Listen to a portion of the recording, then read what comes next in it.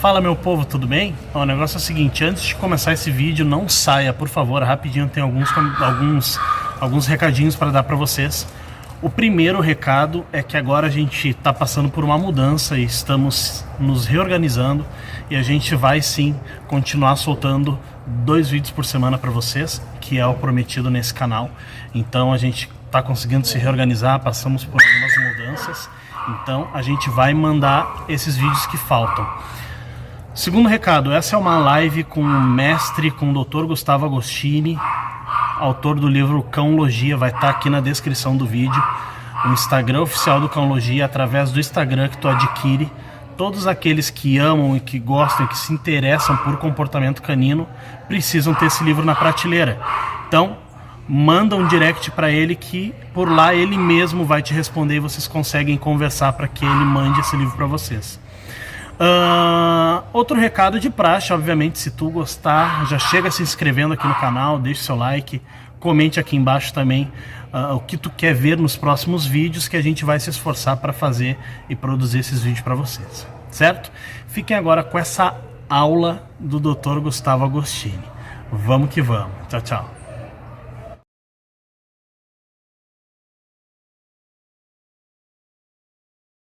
Boa noite, doutor Gustavo. Olá, meu conterrâneo. Estou ajustando aqui, ó. Fiz um enjambre aqui para segurar o celular. Daqui a pouco eu tô tendo o mesmo sotaque de vocês. Eu começo a falar com as pessoas, eu começo a encarnar, sabe? É.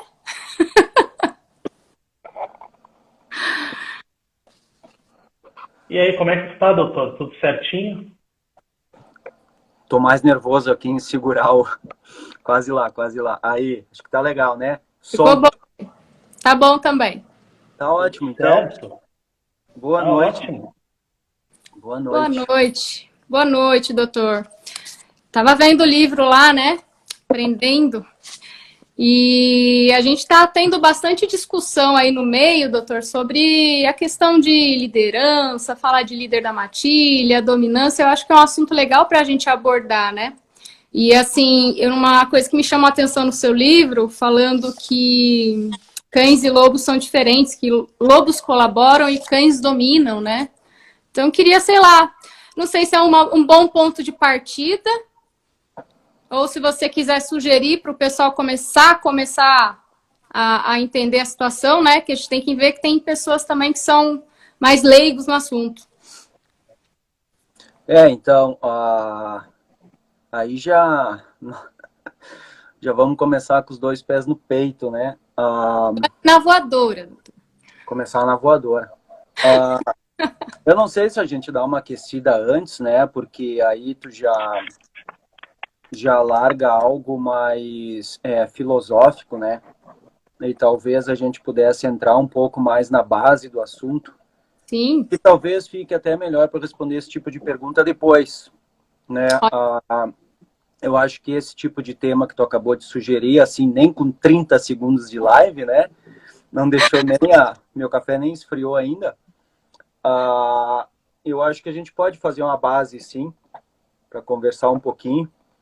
Até manter na nossa proposta de situar os cães dentro dos canídeos, e eu acho que depois dessa situação, de situar dessa maneira, talvez fique mais claro.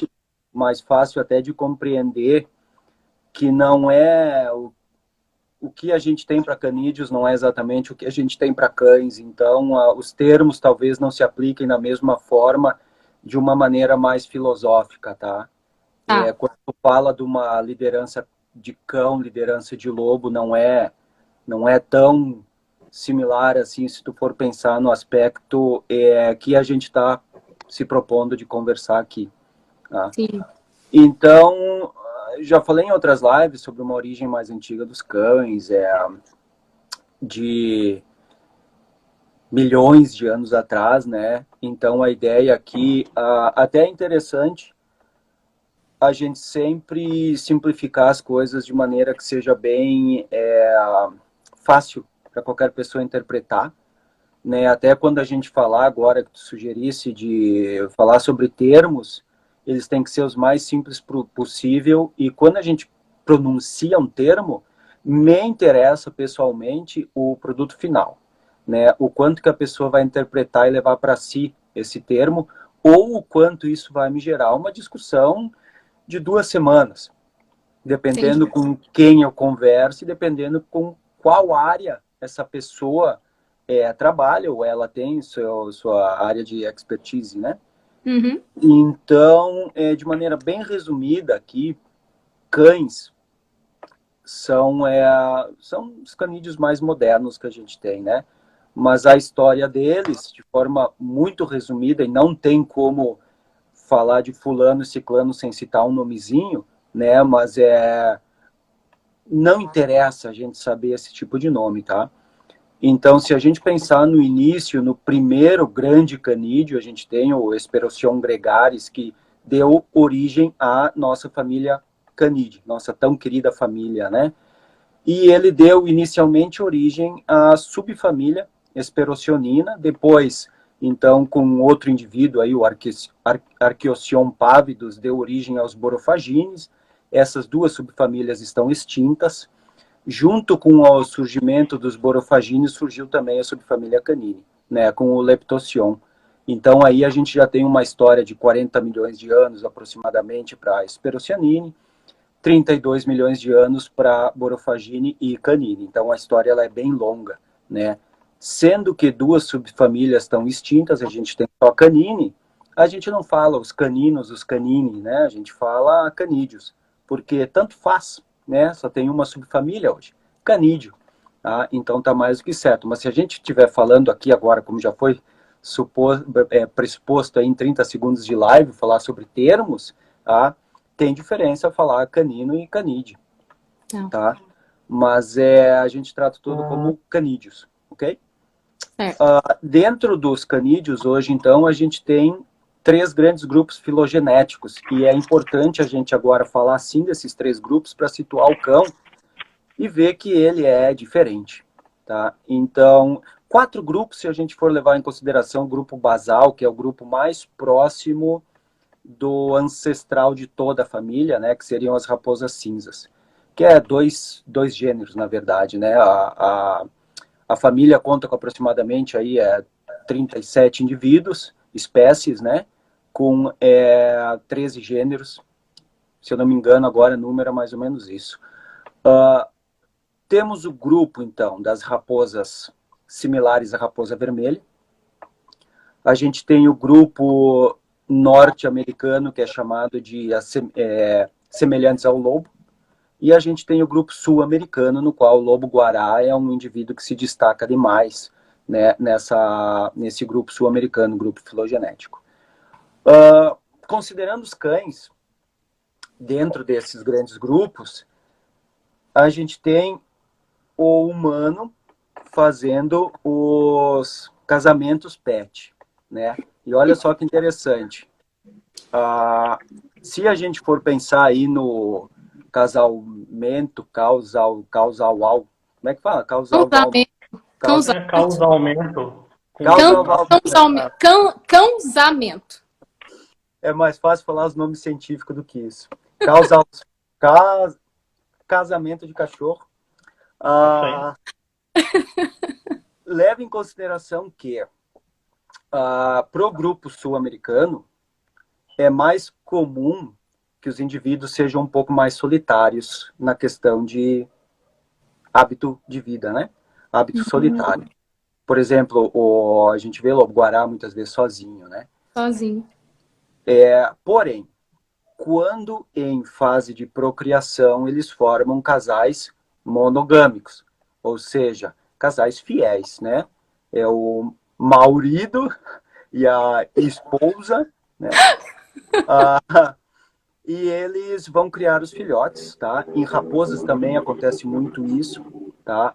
Casais monogâmicos, elas normalmente são mais solitárias, algumas raposas formam grupos pequenos, tá? Mas são mais solitários. E quando, na procriação, casais normalmente monogâmicos, depois que os filhotes chegam a uma certa idade, cada um por si, a vida volta a ser solitária, né? Entendi. Parece triste, né? Parece. Já para o grupo norte-americano, que são os assemelhados ao lobo, wolf-like, tem também as espécies solitárias, ou um pouco mais solitárias, como coiote, chacal, que a gente dificilmente vê eles formando grupos, né? Ou apenas grupos pequenos.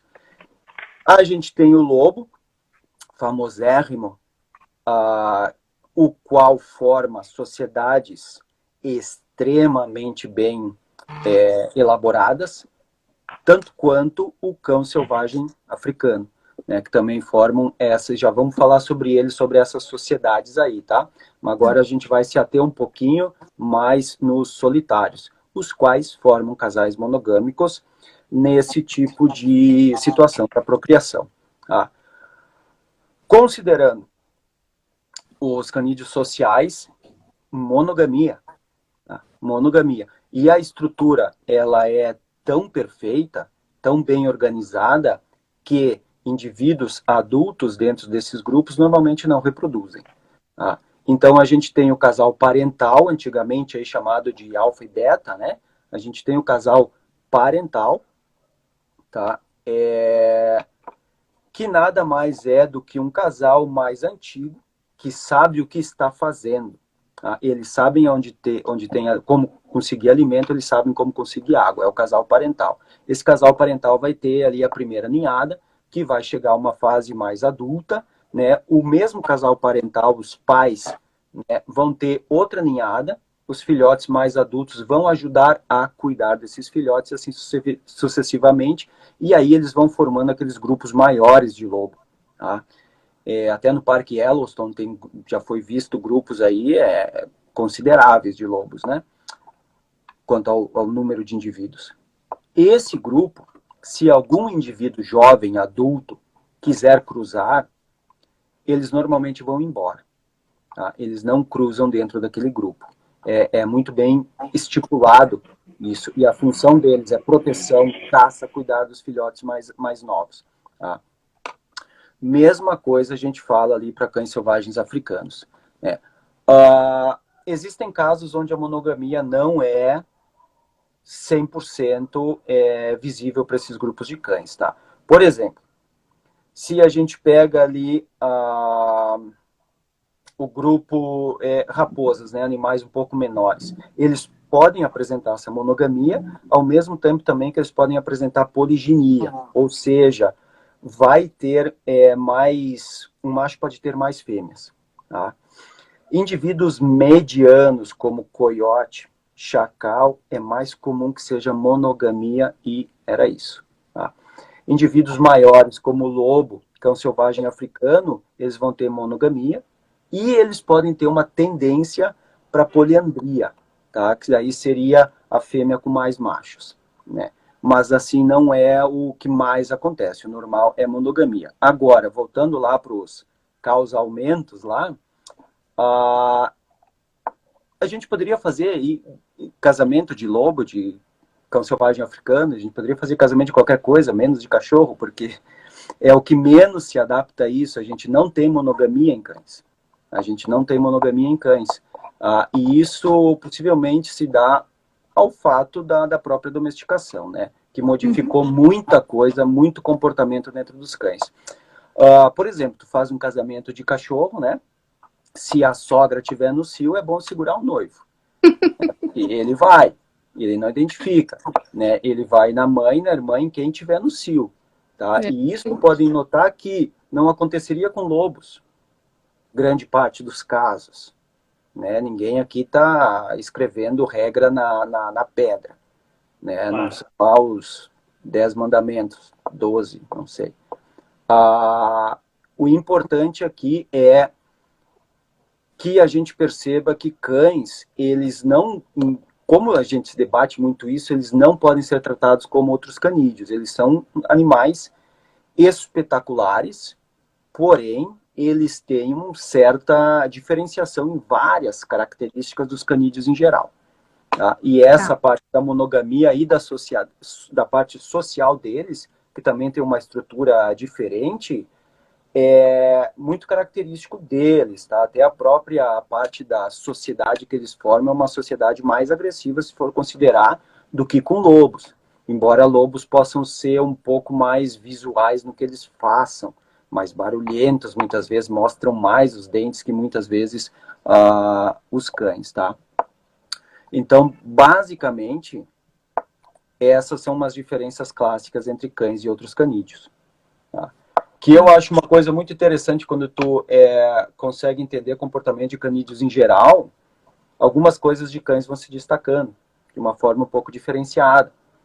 E aí tu começa a compreender qual o nosso papel nisso tudo, né? Quanto que a gente pegou aquele animal que estava, de certa forma, equilibrado na natureza e a gente trouxe para a nossa natureza de pedra, né? Nossa selva de pedra, e a gente desistiu, tirou, simplesmente cortou na raiz muitos dos instintos que eles tinham, e outros a gente tenta cortar hoje. A gente tenta cortar hoje, né? A gente tenta impedir que um cão casse, a gente tenta impedir que um cão pastoreie, né? Coisas que a gente fez, porque isso tudo não existia. Não existia, a gente selecionou essas características, então a gente já está falando aí de 200, 300 anos agora, né? Não mais 14 mil, 15 mil, 1 milhão. Tá? Então a gente sempre fez isso, a gente sempre vai fazer, a gente não vai parar de fazer. Tá? A gente sempre vai cortar instinto de cães. E aí, onde eles vão parar, eu não sei, porque a gente já viu hoje que já aconteceu muita coisa que diferencia o cão do restante dos canídeos, certo? Então, como a gente vai estar daqui a uns anos, eu não sei, né? Se não tiver essa consciência de que os instintos falam mais alto, eles querem falar mais alto, e é bom a gente usar eles ao nosso, como uma vantagem nossa, né? E é isso que a gente fala no nosso workshop lá em Indaiatuba, né? Então, basicamente era isso. Agora eu acho que tu quer abrir para aquelas perguntas. Então, assim, me chamou muita atenção essa parte, porque a gente estava falando qual é a semelhança e diferença entre cães e lobos. E no seu livro, eu vejo que você coloca lá, lobos colaboram e cães dominam, né? E a partir de estudos, achei muito interessante colocarem que muitas vezes os lobos, eles dividem mais, né? E colocando os filhotes de cães, eles não dividiam, né? Sempre tinha, eles viam quem era o mais dominante, nem sei se eu posso usar esse termo, mas assim, eles viam na hierarquia que existia, né? Queria falar de hierarquia com você sobre isso, né? E sobre essa questão da colaboração, né? E que o cão hoje é um ser totalmente mais dependente do humano, né? Que nos estudos que foram feitos no livro, o cão ele olha para o humano, para o tratador, para o treinador, para ver para onde ele tem que ir, como se o cão visse na gente uma certa liderança. E quando a gente fala de líder da matilha, tem gente falando, refutando, e eu queria entender o que seria o líder da matilha, se existe essa liderança e qual a diferença entre liderança e dominância, entendeu? Quando tu fala em buscar contato visual, isso é uma característica genética em cães, né? Essa dependência do humano. Lobo não, ele não vai buscar o teu contato visual, né? Por todas essas pesquisas que eu cito no livro e outras que eu já li até mais atuais. Por que ele busca esse contato visual? Pela dependência que nós criamos. Tá? Se tu colocar um filhote na tua frente, ele vai... Para quem já treinou filhote, sabe que é mais difícil conseguir o contato visual. Tá? Porque ele tem a natureza dele e a natureza vem vindo para fora e a gente vai lá, bloqueia, né? Porque a gente abre o saco de ração, corta a carne e abre a lata, né? E serve para eles. E para quem sabe do poder do contato visual, vai usar isso. Entende? A gente sabe, a gente vai usar isso ao nosso favor, esse contato visual, pedindo calma, pedindo para que o animal responda algum comando, qualquer coisa assim. Né? E em lobos não se tem conseguido isso, porque lobo é um animal extremamente dependente, ele sabe sobreviver na natureza sozinho. Né? Tanto que isso é uma das características de discussão sobre o nome Canis lupus familiaris, ou cães familiares, né? Essa ideia de que os cães vivem num nicho diferente dos lobos. Tá? mas depois a gente pode falar sobre isso também numa questão de critérios, denominações e termos, como a gente vai falar agora aqui. Essa dependência em cães a gente não tem em lobos, tá? E não se conseguiu muito bem em raposas com o Beyaev, né, naquele experimento que ele fez na Rússia. Alguma coisa ele conseguiu sim, tá? Mas até as pessoas que compraram raposas e têm raposas desse experimento, porque eles vendem raposas para conseguir dinheiro para manter as experiências, né? Dizem que eles não têm cães, eles têm raposas. As pessoas falam isso, eu já li relatos de pessoas que compraram as raposas. Não são cães, são raposas amansadas. E agem como raposas amansadas, e não como cães, entende? Por exemplo, tu faz a raposa sentar para dar um petisco. Tu faz. Agora ensina ela a fazer xixi no lugar certo. Aí tu tem um problema. Entendi. Então tem essas diferenças. Tá? Lobos. Treina um lobo a fazer qualquer coisa que tu queira, né? Eu cito exemplos de tentativa de treinar lobo, também a pessoa não consegue. Tá? Então tem essa diferença. É dito que o lobo é geneticamente predisposto a seguir ordens e a ser treinado. Né? Tanto que a gente tem tantas raças específicas para tantas coisas aí, né? Agora, quando eu falo no livro sobre lobos colaboram e cães dominam, no sentido de que um lobo precisa do outro para sobreviver. Tá? Um cão não precisa do outro para sobreviver. Principalmente isso aí que a gente está falando sobre cães da nossa casa. Né? Então, eles têm um potencial de guarda de recurso que é posto para fora, levando em consideração que eles dependem daquilo para sobreviver ou não, porque a gente vê um distúrbio de agressividade e um distúrbio no potencial de guarda de recurso, onde cães se matam por causa de um graveto num parque. Tá? Tu não vê dois lobos se matarem por causa de um graveto. Tá? Então tem essa diferença. E o sentido da palavra cães dominam é no sentido do qual eles tomam posse de algo. Simples assim. Nem os pesquisadores mesmo não se referem, né, que eu cito, sobre ato de dominar outro animal, mas sim de dominar um recurso. Isso. Tá? Então, por isso que tem é diferente de falar dele dominar um prato de comida, como os pesquisadores, o Dr. Rand e a doutora Pirani, né, da Universidade da Áustria, eles colocam nesse trabalho, nessa pesquisa que eles fizeram, então, com cães e com lobos, né?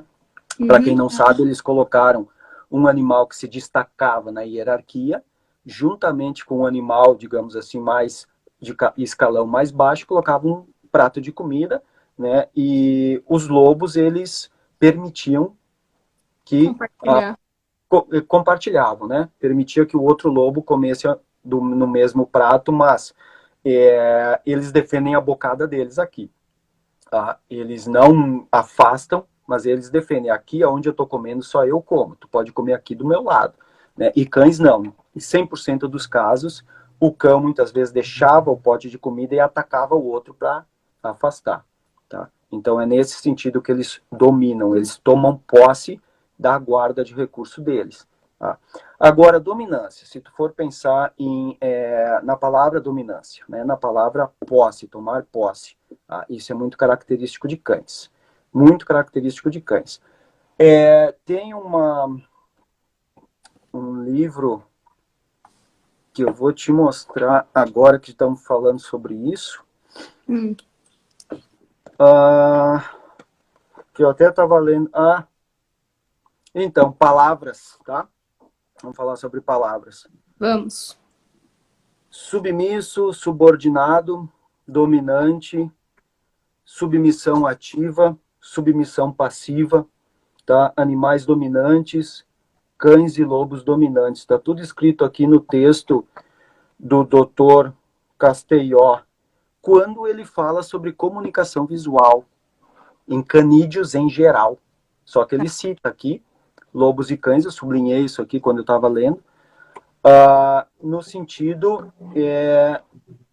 mais hierárquico da palavra. Agora, esse trabalho, esse livro, que é sensacional, de 2018, Tá? Bem atual.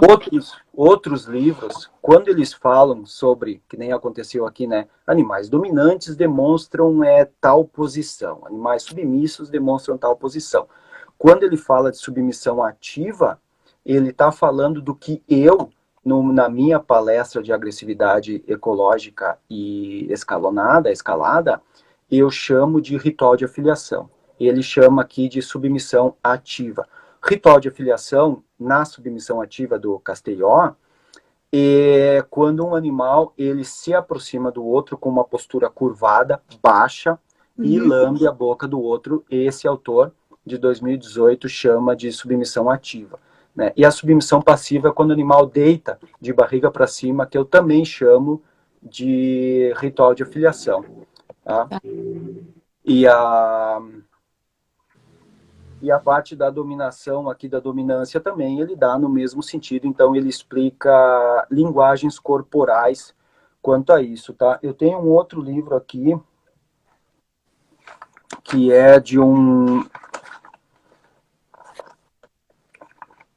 outro pesquisador, só encontrar ele aqui, de um outro pesquisador que é o Dr. Mikloji, que eu cito muito ele nas minhas palestras, porque é um cara que faz pesquisas maravilhosas sobre o assunto, tá? Quando ele fala sobre liderança ou dominância, ele fala de uma maneira a não explicar o que é, tá? Isso é uma coisa importante que a gente tem que conversar aqui. Quando todos esses autores que eu leio, eles falam liderança, dominância, submissão, eles não explicam os termos. Entendi. Eles não explicam os termos. Por quê? Porque eles consideram isso um fato e levam o assunto. Ou seja, eles não focam na palavra, como a gente foca. Entende? Eles não querem saber, eles seguem, tá? Pode sim ter outros autores que eu não leio que foquem na palavra. Agora, os que eu leio, que eu tenho aqui, em cima da minha mesa, que são pessoas de universidades famosíssimas, eles não focam na palavra, eles tomam isso que nem o Castelló, Dr. Castelló, ele disse que tal linguagem corporal indica submissão ativa. Só, ele não se atém à palavra, tá? Mas depois nós vamos chegar no critério da palavra, porque tem sim aquela parte filosófica, possivelmente tu vai me perguntar sobre psicologia canina, tá? Então, nós vamos chegar lá, tá? Eu só quero, já que eu tô com um livro aqui, que eu estou também escrevendo outras coisas, separei aqui, que eu até mandei esses dias para o Edu e para a Carol, o trecho de um livro aqui do Mikloji, que eu acho bem interessante, está em inglês, tá? Então talvez eu dê uma gaguejada aqui na hora de ler, tá? Então, olha só, a aquisição e manutenção, aqui ele fala sobre liderança, tá? E é assim, uma pessoa extremamente esclarecida. Quando tu lê sobre ele, tu vê que ele dá algumas indiretas no que o César fala sobre liderança, tá? E vários outros pesquisadores de universidades fazem isso, tá? Sempre com muita ética, né? Mas eles expõem o lado deles e a gente vai falar sobre isso também. Então, olha só, a aquisição e manutenção da posição de líder pode ser feita de diversas maneiras que não através de atitudes agressivas. Tá? O papel de líder pode ser assegurado através do controle apropriado do comportamento do cão e de seu ambiente, entende? Então, estamos liderando quando a gente está gerenciando o ambiente, é uma forma de liderar. Então, porque, por exemplo, quando tu sai, e é assim que eu lido com a palavra liderança no livro Cãologia. Liderar é direcionar e proteger. Uma vez que tu direciona o teu cão e protege, tu chama da palavra que tu quiser. E eu chamei de liderança. Essa é a minha liderança. Tá? Eu também. Então a pessoa pode dizer, liderança, tu não pode liderar um cão. Porque liderança é uma coisa nossa. Tá? Então, eu direciono e protejo. Eu guio o meu cão. Pode falar, eu guio o meu cão. Eu, como um bom pai pet, eu direciono e protejo. Como é que eu direciono? Eu vou para a esquerda e para a direita. Entende? Para a esquerda não dá porque tem um buraco ou uma obra, eu vou para a esquerda. Meu cachorro não vai saber. A direita é perigoso. Então eu vou para a esquerda. Eu direcionei ele, tá? Veio um cachorro solto, eu coloco ele para trás de mim, eu protejo ele. Pronto. Chamem do que quiser, tá? Ainda mais considerando que na parte filosófica da palavra e tudo mais, a gente tem várias definições para líder. E uma delas, sim, pode ser agressiva, como o Dr. Mikloji colocou, tá? Que a gente não deve ter. Então, ele até fala sobre, em outra parte, algum texto que eu li dele, que a gente não pode ser aquele dominador agressivo num cão, entende? A gente tem que ser líder companheiro, que, por exemplo, se vocês verem qualquer vídeo meu com a Argos, né, andando com a guia no meu pescoço, a guia vai no meu pescoço e no pescoço dele, né? Isso é o que o Dr. Mikloji fala sobre liderança companheira, entende? Na qual ele pode sair do meu lado se ele quiser, entende? Mas ele sabe o que é melhor para ele. E muitas vezes, até hoje aconteceu isso diversas, e aí que eu me toquei que eu faço isso, que eu não dou toque na guia para direcionar ele, eu estralo o dedo, eu chamo o nome, porque pro drive de matilha, pro instinto de matilha, é muito mais forte que tu dê um sinal sonoro pro cão e ele te siga, do que tu relembre ele com uma ferramenta. É mais forte. Claro que para tu ensinar ele, tu tem que dizer, Argos, né? Tu vai guiar ele. Mas depois que já passou de um certo, né, nível, hoje eu tava ali com as mãos soltas, com ele no pescoço, ele parou para tirar uma coisa, eu continuei caminhando, aí eu vi que a guia ela começa a cair do pescoço. Então, antes que caísse, eu estralei o dedo 3, 4 vezes assim, porque eu tenho que tirar ali do faro, né? Às vezes para um pointer, para um cão de caça, às vezes é mais difícil tirar do faro. Então, e ele, opa, e veio, e eu puxei a guia de novo e vamos lá. É mais forte, né, do que toque na guia, tá? Mas a gente começa com toque na guia. Bem legal. Mais alguma coisa interessante aqui sobre liderança, tá? Vê que o Mikloji, ele não está entrando em nada filosófico sobre a palavra liderança, tá? Ele está apenas falando a versão dele sobre o que é liderar, como eu falo no livro Cãologia, proteger, direcionar. Como é que é o nome desse autor, doutor? Mikloji, Adam Mikloji, é um húngaro, austríaco, húngaro. É húngaro. O humano deve ter o papel de líder, mas ele tem diversas maneiras de fazer isso. Não há necessidade de ser um líder dominante, olha só. Mas sim um líder companheiro. Aqui é a frase que eu falei para vocês. Sim. Né? Então, prezar pela relação, pela boa relação, entendeu? Liderança tem o sentido de estar disponível, prever, planejar, dar apoio emocional e físico, entende? Esse apoio emocional, a gente sabe que cães têm apenas emoções primárias e não secundárias, Sim. entende? Seria uma parte psicológica. Então, aqui a gente tem já que sim, cães têm psicologia. Tá? Depois vamos entrar nesse aspecto aí também, né? O que mais que eu faço uns X em cima do que é interessante aqui. Líder. É mais ou menos, se considerar o fato, a gente pode ter duas versões, tá? O animal e a nossa, quanto à liderança ou dominância, qualquer coisa assim, tá? Vamos considerar em termos um pouco mais práticos. Para o animal, tanto faz o que a gente chamar. Para nós, depende muito. Se eu quero entrar na questão da palavra propriamente dita, se eu quero entrar na questão da minha atitude. A minha atitude, ela pode ter diversos nomes, entende? Agora, vamos citar aqui a Sherry Lucas, tá? Foi minha madrinha de casamento, tudo mais, tenho um grande apreço a ela. Ela é uma grande líder, ela é a mãe da liderança, ela é a mãe da psicologia canina, etc e tal. Tá? Depois falaremos sobre esses termos. Não sai daí. A Carrie, ela pega, por exemplo, assim, ela vai num abrigo, né? Ela pega um animal que está no corredor da morte.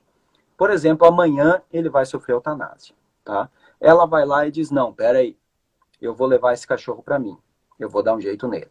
Ela pega esse cachorro, né, através da liderança dela, da psicologia canina dela, né, que ela intitula, e ela salva esse cachorro, reabilita, põe numa família, esse cachorro morre de velho, Não sei quantos anos depois a família ama o cachorro, é grata ao cão, é grata a Sherry, tá? Qual a diferença para esse animal de eu dar um termo ao outro? Entende? Nenhuma. Qual o interesse do humano em discutir o termo? Bom, aí pode ter vários. E eu sou um cara que eu gosto, eu sou taxonomista molecular, ou seja, eu classifico coisas. Eu adoro classificar, entende? Eu adoro dar nome, eu gosto da onde que vem esse nome, da onde que vem o nome científico, né?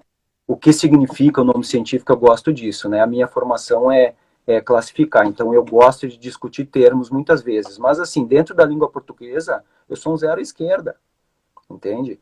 O que significa liderança tá no dicionário, tá? Então, até o Educar Meu Dog discutiu isso esse tempo atrás, tá? Então, existe todo esse lado. Agora, a Sherry, ela tirou do corredor da morte mais que 5.000 cães, tá? É claro que ela tem um bom tempo de trabalho. São 5.000 cães que foram para 5.000 famílias, tá? Ela pode chamar do que ela quiser, ela está no direito dela. Não, Tá? depois Então, dessa.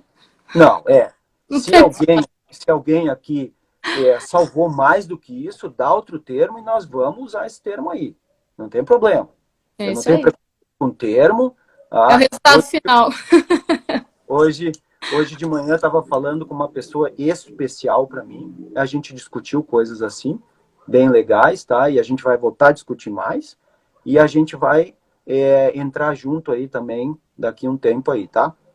Então, assim, continuando ali até é que agora eu estou vendo X aqui no livro e eu vou lembrando até de coisas que tu me pediu, tá? Que tu me perguntou.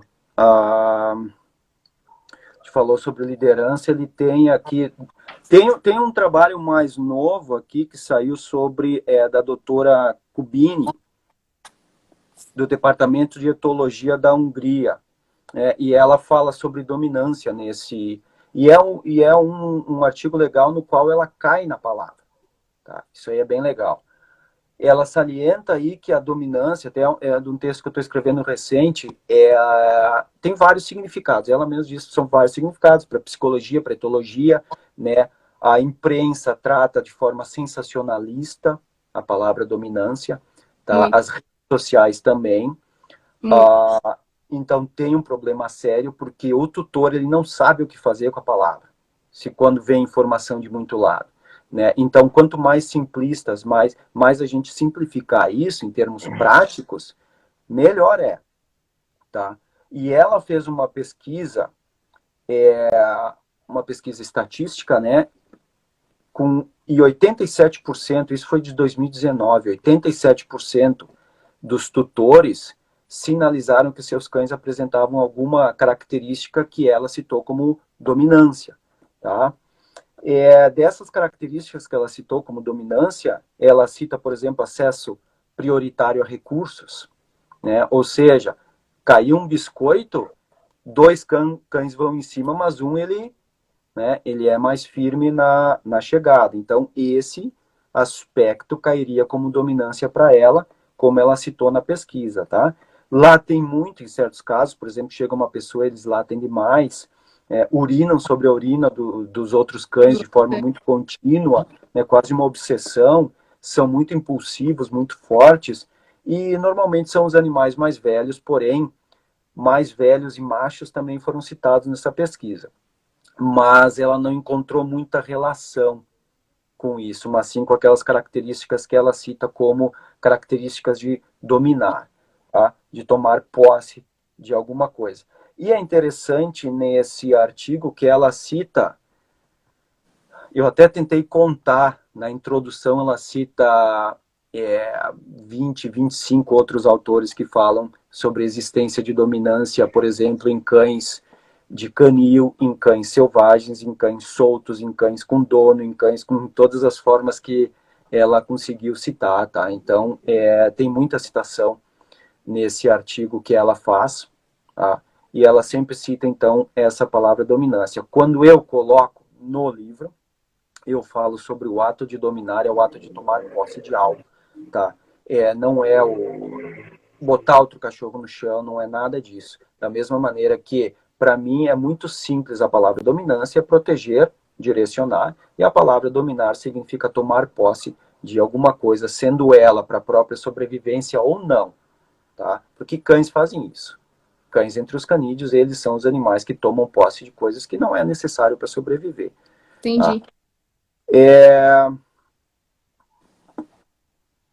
Tá? Me surgiu outra frase aqui que saltou aqui na minha frente, né? De um trabalho de 2000.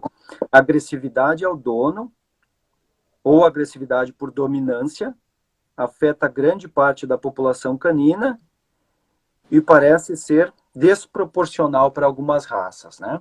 Então aqui, eu acho que vocês nem perceberam, eu falei agressividade por dominância. Então, mais uma vez, o autor citou a palavra, lançou a palavra ali, e ele não volta a explicar o sentido que ele quer dar, e nem disse que nem essa outra autora, a doutora Kubini, não diz, não põe itens, nada. Ele só cita lá, né, agressividade por dominância. Tá? Então, gente, a maneira com a qual a gente vai usar as terminologias depende muito da maneira que tu explica para o cliente. O cliente é o nosso produto final em termos práticos, é ele que a gente quer ajudar. Se para ele for mais fácil falar liderança, eu vou usar. Se não for, eu não vou usar, entende? Quantos clientes querem se aprofundar no assunto?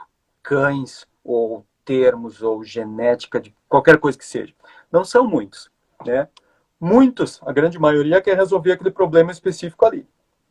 Então a gente vai ajudar nisso. Para aqueles que querem se aprofundar, a gente senta com um bom café e a gente conversa, né? A gente aprofunda, a gente filosofa, que nem hoje de manhã foi uma coisa super, super legal. Falando sobre termos propriamente ditos, né? Então a gente tem que, eu penso muito no resultado final, na questão prática. Agora, os termos, eles podem sim ter um reflexo prático, tá? Que foi uma coisa que a gente falou de manhã, que até a outra pessoa entendeu um pouco errado, depois eu expliquei de novo. Porque eu falei de uma forma meio que não me fiz entender, né? Então, por exemplo, a gente tem o cão, que é o Canis lupus familiaris, ou canis familiaris, tá? Classificado em 1758. Foi classificado como uma espécie separada do lobo, ou seja, canis familiares. Essa é a maneira com a qual ela foi classificada em 1758 pelo grande Linné, que classificou Deus e todo mundo. Então, depois foi para uma conferência de zoologia e tudo mais, porque começaram aí, desde aquela época, né, a terem problemas com termos. Não é novidade ter problema com termo, não é mesmo, tá? Só que eles fizeram conferência para saber disso. Então, reuniram pesquisadores, zoólogos, biólogos, todo mundo que tu pode imaginar. E não chegaram a conclusão nenhuma. Tá? Sugeriram a nomenclatura Canis lupus familiaris, tá? Mas há essa divisão até hoje. A gente não sabe qual é o certo. Por Linné seria Canis familiaris, tá? Mas Canis lupus familiaris também é muito usado. Agora temos práticos, né? Se tu me diz que é uma espécie única, Canis familiaris, eu vou tratar ela como espécie única, ok? Se tu me diz que é Canis lupus familiaris, é uma subespécie de um animal selvagem. Então eu nem vou pôr dentro da minha casa. Entende? Tu consegue fazer uma diferença assim, né? Agora, pro animal, cachorro, tanto faz como tu classificou ele. Não vai mudar nada na vida dele. Agora, a maneira com a qual tu vai lidar com ele pode ser que mude. Então, entende? O termo, ele tem essa capacidade. Pro animal, pode ser que não mude nada, mas para nós humanos, a maneira com a qual a gente trata pode mudar sim. Tá? Então, a gente tem que... É importante falar assim como sobre termos. É importante, mas a gente tem que ver também quando que isso se aplica na realidade. Quando que isso se aplica? Aqui, para nós vamos debater parte filosófica, entende? Um pouco de termo. Estamos falando aí sobre liderança, sobre dominância, né? de uma maneira que eu expus, ver que a minha opinião, ela está abaixo e ela é bem menos importante do que todos esses trechos de livro que eu tenho embaixo do meu cotovelo aqui, né, que eu preferi citar outros autores do que a minha própria, o meu próprio Mas sabe entendimento. por que a tua opinião é relevante, doutor? Porque a tua opinião vai com o que eu vivencio na prática todo dia. Isso tudo que tu está falando aí referente à liderança é o que eu vivencio na prática todo dia.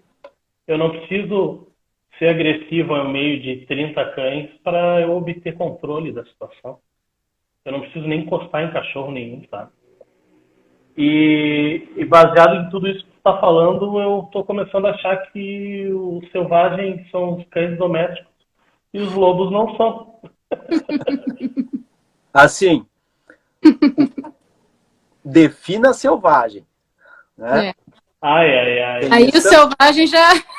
Porque olha só, se tu disser que os lobos são menos selvagens entre eles, ok, mas vai tu lá, entende? Eles vão ser mais selvagens. Claro, não, mas eu digo assim, entre eles. Entre eles, Porque se né? a gente for ver em países subdesenvolvidos, matilhas de cães, o pau fecha todos os dias.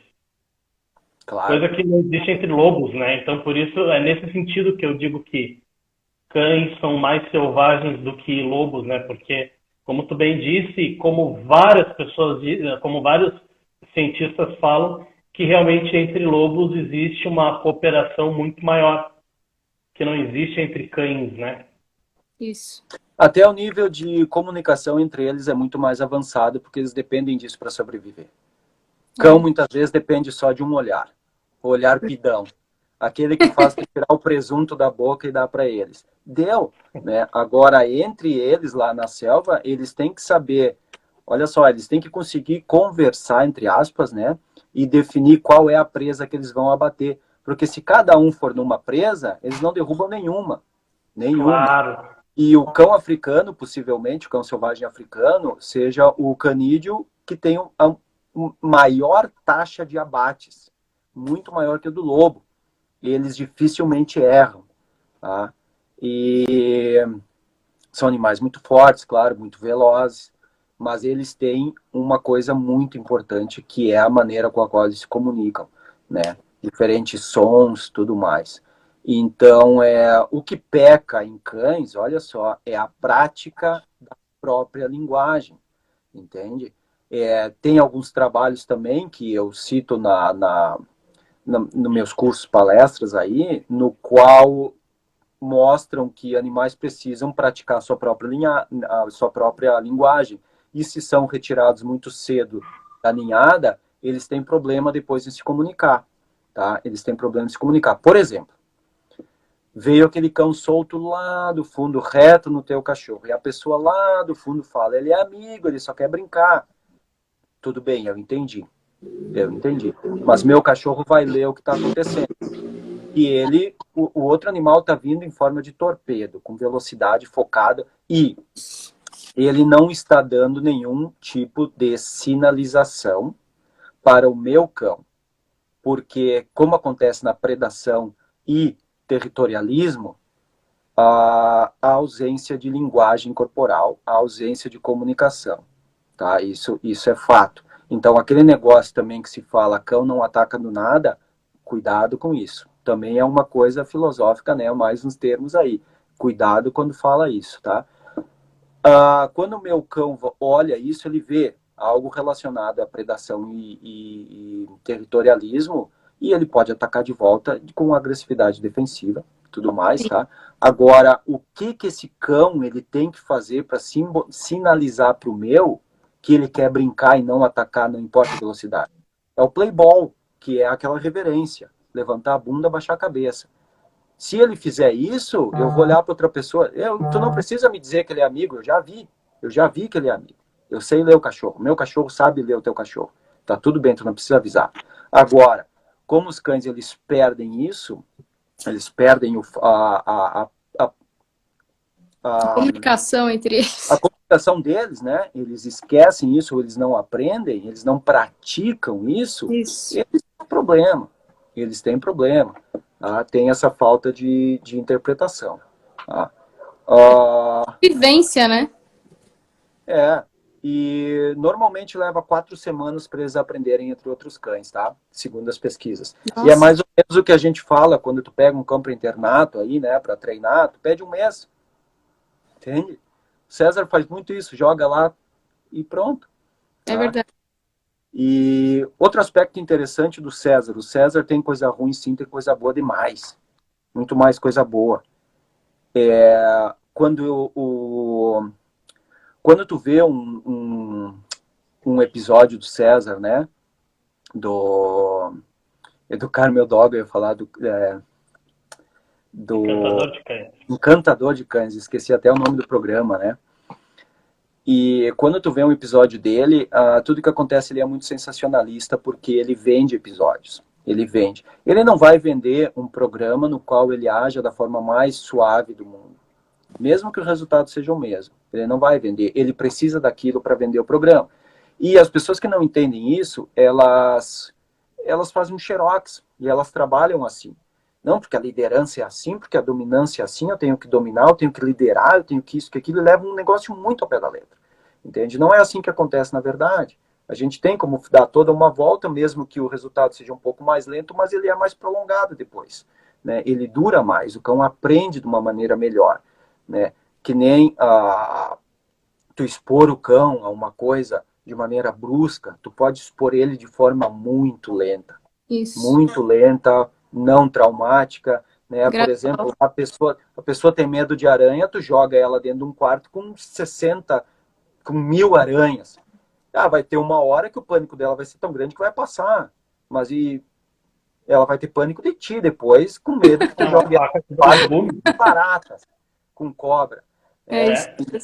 Então tu não precisa fazer essa exposição tão forte que daqui a pouco também esse animal tem um problema cardíaco, tu mata o cachorro ali. Né? Então tem como dar toda uma volta e tudo mais, e o César ele não trabalha assim como mostra nos programas, porque ele não precisa, ele não tem uma câmera filmando ele vendendo todos os dias. Então não tem necessidade desse sensacionalismo. Eu tive lá, eu vi várias coisas também. Tá? Então é mais ou menos isso, né? A gente tem como dar uma volta, a gente tem como trabalhar de maneira mais suave, a gente tem como ser líder, como o Miklos fala, né? Aquele líder companheiro, tá? E que é uma coisa que a gente prega demais no nosso workshop, é a liberdade com o nosso cão, é aproveitar o nosso cão sobretudo, e usar a diversão para treinamento, e assim, a gente tá pegando casos desde muito fáceis a muito sérios. Casos de predação, e estamos trabalhando nessa forma aí, então é uma forma divertida e tudo mais. Os resultados eles são fenomenais e rápidos, tá? Então a gente tem sim como ser esse líder legal, né? E não é como muito a palavra às vezes ela tem uma conotação, né? Um pouco mais sensacional, né? Como a própria doutora Cubini fala, né? A mídia ela gosta de acontecer, tá? Então às vezes as pessoas usam isso como trampolim. Tá? Então a gente tem que ter cuidado nisso. E antes que me perguntem psicologia canina, o meu livro é de biologia e psicologia canina. Tá? Então eu sou um amante da psicologia canina. E a psicologia canina acabou acontecendo e surgindo. Obrigado. Já te ajudo. E ela surgiu, ela se tornou popular com o César. Né? E quando se fala de psicologia canina, a gente sabe que é interpretar o cão, a natureza dele, a linguagem corporal, é isso, aquilo, e a gente não manda sentar, né? Tem uma diferença do adestramento clássico, isso, aquilo, é uma linha, a gente consegue definir uma linha. Vou dar um exemplo bem simples para vocês. Falando sobre profissão, sobre o que é oficial, sobre o que não existe, sobre o que existe, tá? Por exemplo, 3 pessoas se encontram num bar e o que tu faz? Eu sou microbiologista. Eu também. Nossa, eu também. Nós 3 aqui. Nós 3 somos microbiologistas. Eu trabalho com patógeno. Eu trabalho com Saccharomyces cerevisiae lá que faz cerveja. Eu trabalho com outro micro-organismo e tal. E a gente vira os melhores amigos, né? Porque nós 3 trabalhamos com microbiologia. E aí vai chegar um momento que nós vamos se olhar, tá, mas espera aí, qual é a profissão de vocês? Aí vê, microbiologista não é profissão. Doutor, só não querendo te cortar, segura isso daí, segura esse pensamento, que aqui a gente tem um ritual que chega 1 hora de live, cai a live, É, a nossa live cai. o perfil está engatinhando. Então agora 15 segundos vai cair a live, eu vou fechar essa aqui e retorno com uma nova e só continua daí. Pessoal, eu quero vocês de volta aqui, hein? 45 pessoas na live, vamos lá. Bora lá. E aí nós estamos na mesa de bar e nós descobrimos que nós temos algo em comum. E aí? Todo mundo aqui é microbiologista. Tá? Microbiologia é uma especialização, né? Não é uma profissão propriamente dita. Tu não pode simplesmente ser microbiologista, né? Então, aí a gente vai chegar, eu vou chegar e vou perguntar, tá, e aí, nós trabalhamos com a mesma coisa, com, né, patógenos diferentes, mas nós somos todos microbiologistas, mas qual é a profissão de vocês? Entende? Aí, Fer vai dizer, né, sou médico, o outro, sou veterinário e eu sou biólogo. Então, são 3 profissões diferentes com uma mesma especialização, cada um trabalha com os patógenos que são de interesse para cada profissão. Tá? Então, olha só que legal. Como foi fácil a gente saber com o que a outra pessoa trabalha. Né? Eu, por exemplo, biólogo. Né? A pessoa me pergunta, o que tu faz? Eu sou biólogo. Ok. Trabalha com o quê? Entende? Porque é muito amplo. É muito amplo. Agora, a pessoa... o normal é ouvir assim, eu sou biólogo. E que planta é essa, então? Né? É muito comum falar isso. Agora, se eu falo para vocês que eu sou biólogo marinho, vocês não vão me perguntar se eu trabalho com aves, nem com plantas. Entende? É uma forma da gente definir o que a gente faz. E quando tu fala que trabalha com psicologia canina, é mais fácil da pessoa entender. Da pessoa entender. Agora, por exemplo, o meu livro. Isso foi uma coisa que eu comecei a me questionar mais ou menos 1 ano atrás. Porque já ouvi a pessoa pegar o livro e dizer, que legal, biologia e psicologia canina. O que é psicologia canina? Bom, olha só. Eu falhei em deixar claro para a pessoa na capa sobre o que é o livro. Entende? Então, esse termo psicologia canina começou a me fazer pensar um pouquinho mais sobre o que eu queria passar para frente aí, tá? Entendi. Então, e eu comecei a procurar pessoas que eu conheço que são psicólogas por formação, até mesmo uma aluna que é psicanalista, que talvez ela esteja assistindo aí, e eu perguntei, vem cá, tá certo a gente falar psicologia canina?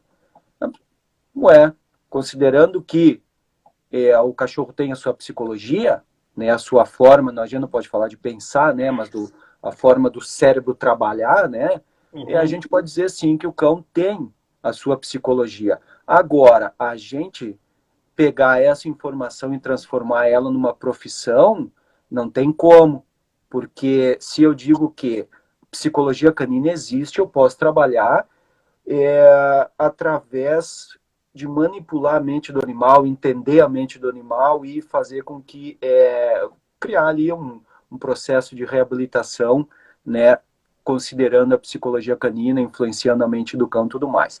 Agora, eu me chamar psicólogo canino, existe uma chance de erro muito grande, porque a palavra psicólogo está na frente. Então, para eu ser psicólogo, exige uma formação em psicologia. E essa disciplina, psicologia canina, tu não vai encontrar em lugar nenhum. Em lugar nenhum.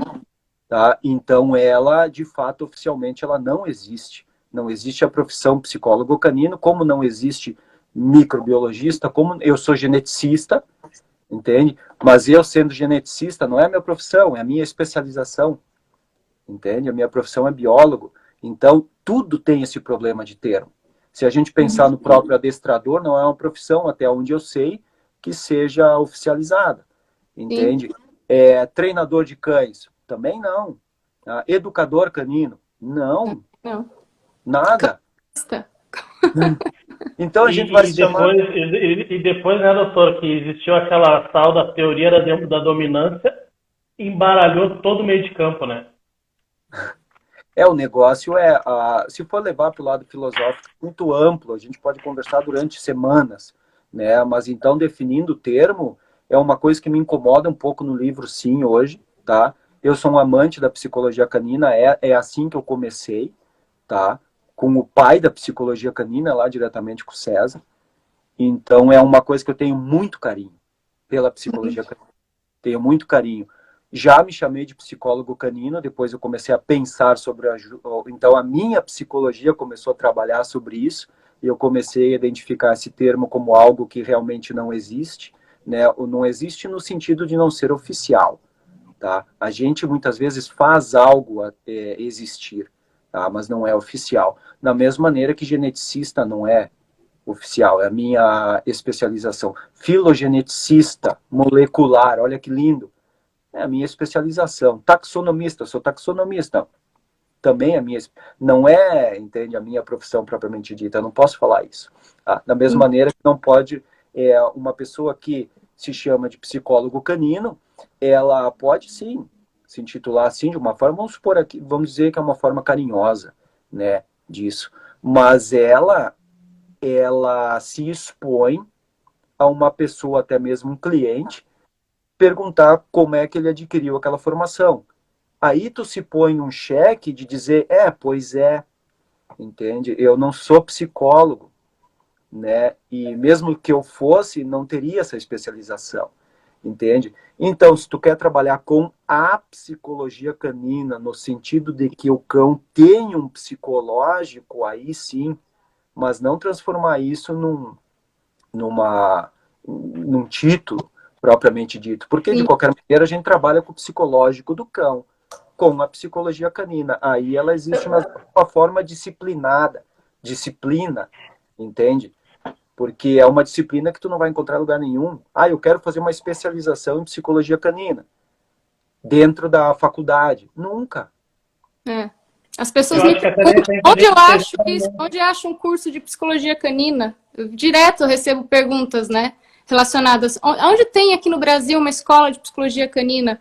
E aí a gente tem que chegar e falar assim, na verdade é muito mais voltada a você entender um pouco de adestramento, aliado à vivência, e aí você pega os livros que existem, que são de pessoas tudo de fora, né?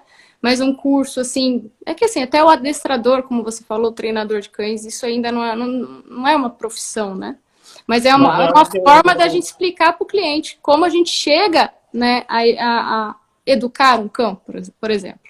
Mas eu acho que a gente está caminhando aí, de repente, algo bem significativo referente à psicologia canina. Porque o termo, ele se propagou, ganhou força. Está ganhando cada vez mais notoriedade e popularidade, que é bem capaz a gente conseguir, de repente, fazer com que isso daí, de fato, exista uma especialização, né? É algo que deveria entrar para uma universidade, né? Quando tu tem com certeza. Esses tem que entrar para uma universidade. Não adianta porque senão acaba sendo cursos, como a gente fala. Cursos, né? Eu já dei muita palestra para veterinária e tu não consegue muitas vezes nem colocar, por exemplo, quero fazer uma disciplina eletiva de psicologia canina, tu não põe, é extremamente difícil.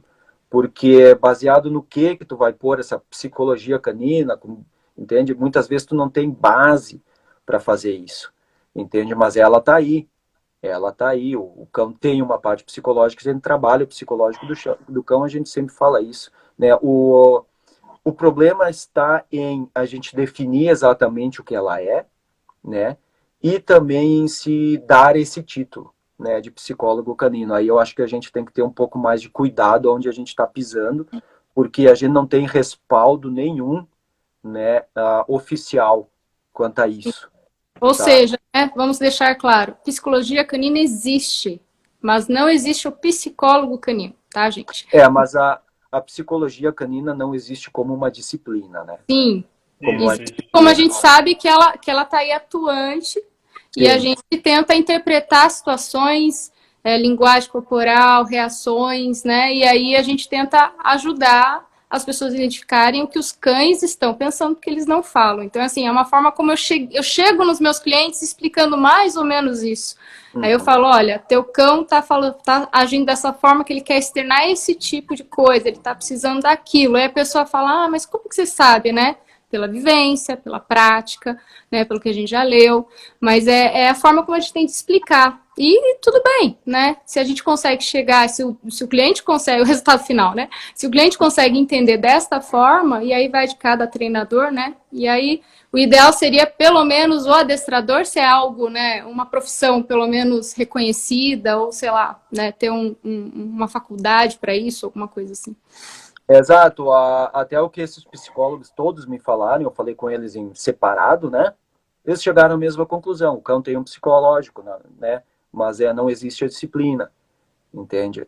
Se a gente falar em formalidade, em ter uma especialização, por exemplo, eu me intitulava biólogo especialista em cães.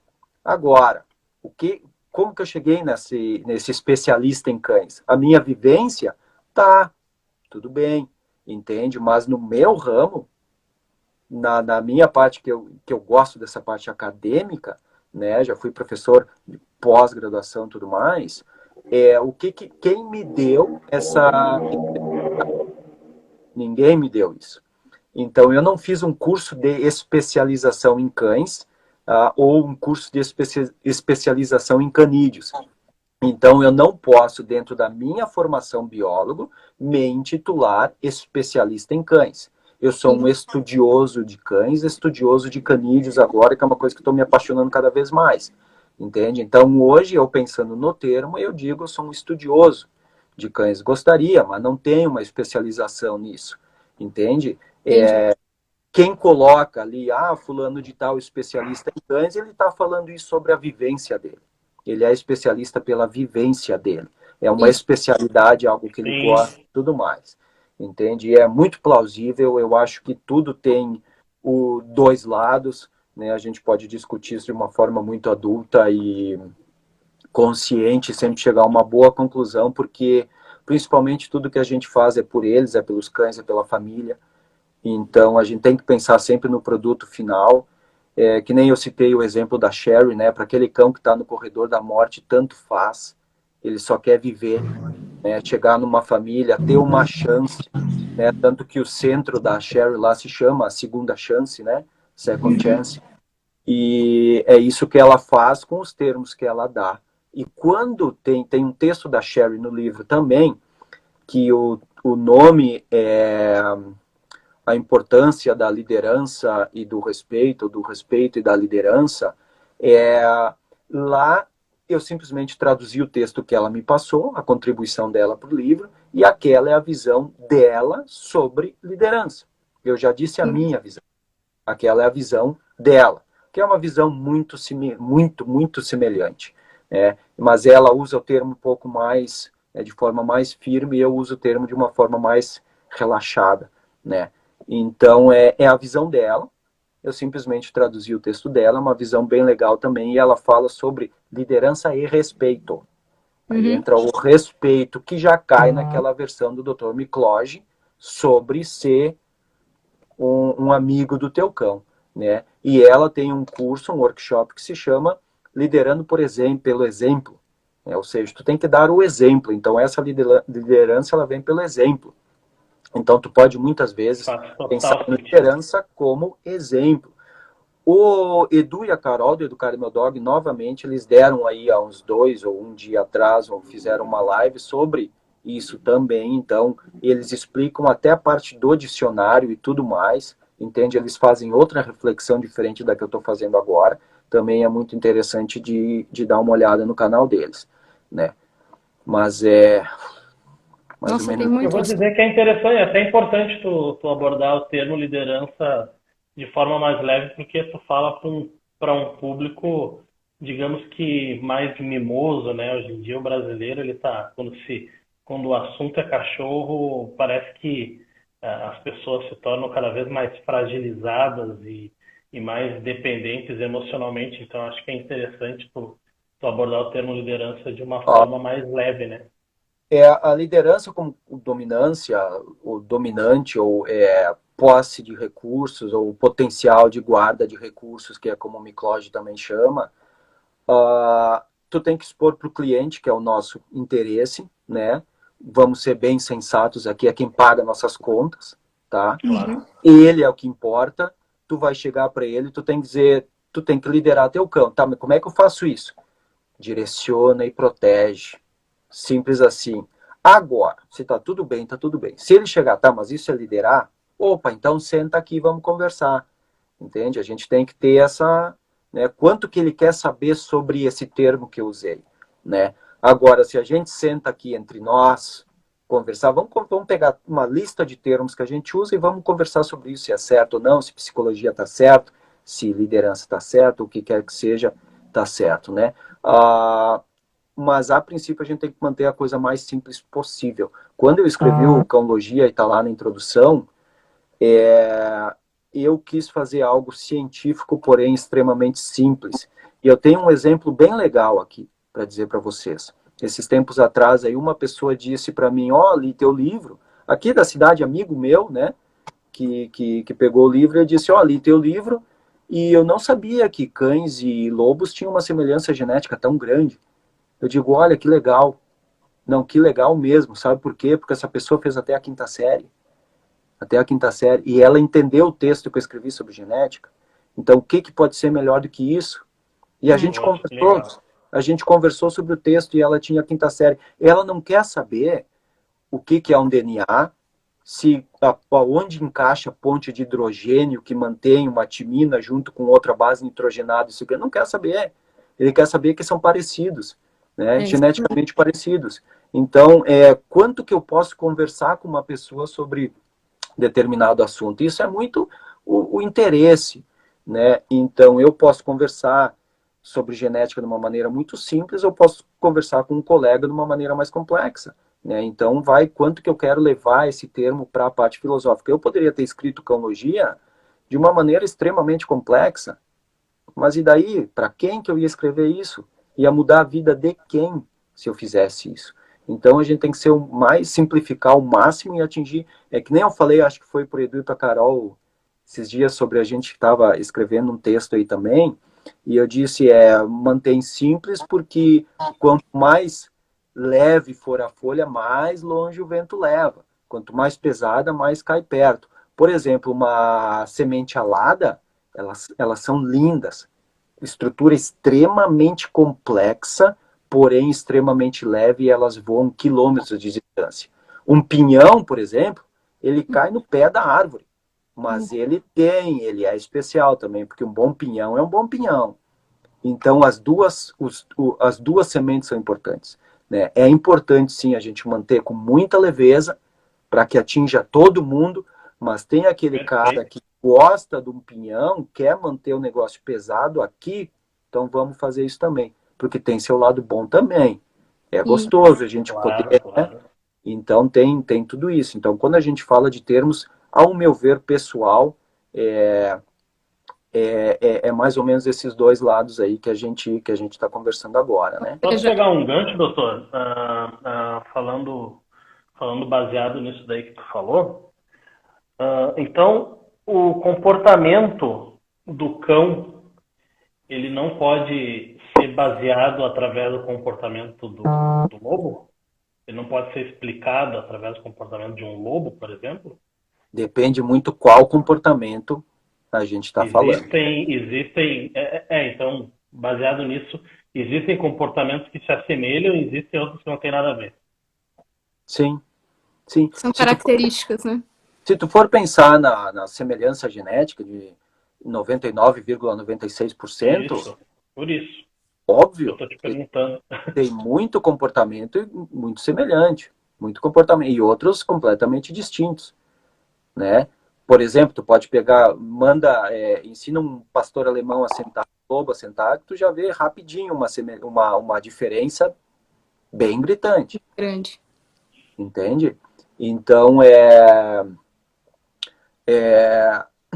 a gente pode fazer esse tipo de comparação, né? Tem um perfil que eu sigo aí sobre lobos, e teve um vídeo que eles colocaram lobos pegando um pedaço de carne, né?